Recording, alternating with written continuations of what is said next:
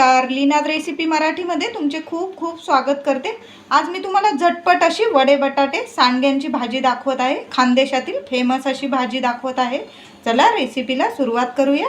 खानदेशी वऱ्हाडी वडे बटाटे भाजी बनवण्यासाठी थोडासा मसाला आपल्याला लागणार आहे।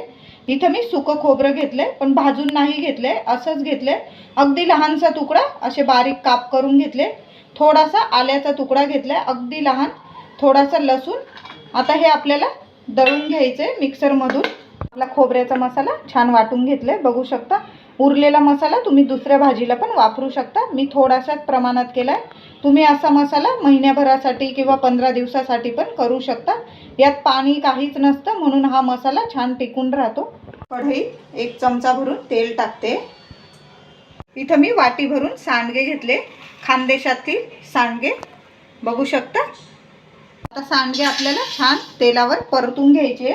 सांडगे असेच टाकण्यापेक्षा तेलावर छान परतून घेतले तर खूप छान भाजी होते, चव पण खूप छान होते। सांडगे म्हटले की लग्न कार्य असलं तर पहिला कार्यक्रम म्हणजे सांडगे करण्याचा असतो, वडे करण्याचा। आमच्या खानदेशात तरी असंच असतं, पहिले वडे धारतात आणि मग लग्नाची तयारी सुरू करतात। काही शुभ कार्य असलं की पहिले वडेच झारतात आमच्या इकडं। आणि हे सांडग्याची भाजी कोणी वऱ्हाड असलं, आपल्याकडे पाहुणे उतरलेले असले लग्न कार्याचे किंवा काही कार्यक्रम असला तर सांडग्यांची भाजी तर अतिशय आवडीने खाल्ली जाते आणि ती बनवलीच जाते घराघरामध्ये। तीच भाजी आज मी तुम्हाला दाखवत आहे। सांडगे छान परतून घ्यायचे तेलावर, खरपूस असे, बघू शकता किती छान लालसर असे आपण तेलावर भाजून घेतले। तुम्ही तळूनही घेऊ शकता, पण तळलं की जास्त तेल आपल्या भाजीत जातं, म्हणून मी जरा तेलावर परतून घेतले सांडगे। अगदी कमी गॅस करून आपल्याला सांडगे भाजून घ्यायचे। आता मी काढते सांडगे। कढई, तीच कढई घेतली, 1.5 चमचा तेल टाकते।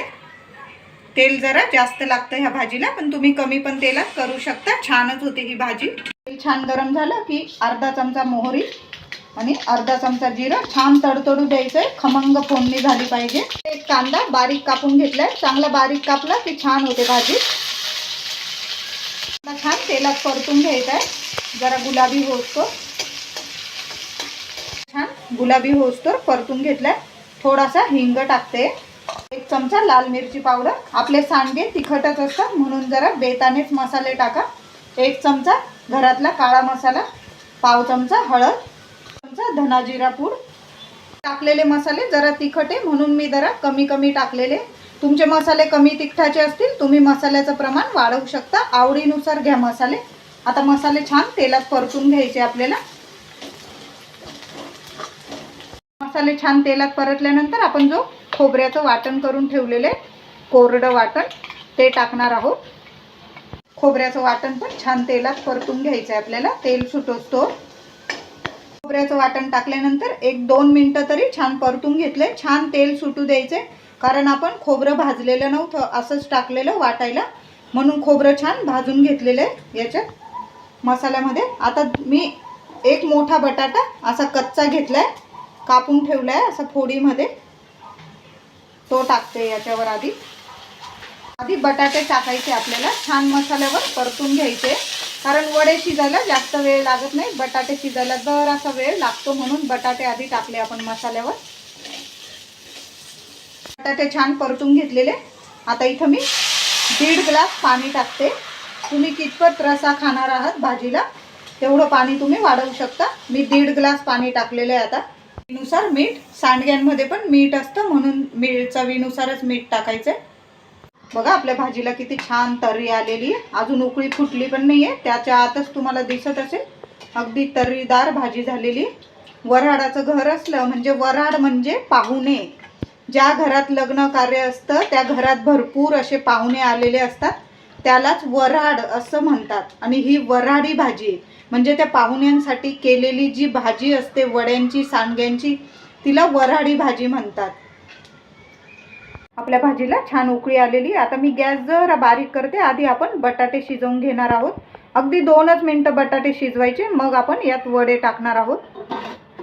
2-3 मिनिटं झाले, आपली भाजी बघू शकता छान झालेली, बटाटे पण बऱ्यापैकी शिजून गेलेले, बघू शकता। आता आपल्याला यात वडे टाकायचे, काही ठिकाणी जाड वडे हाताने तोडले जातात.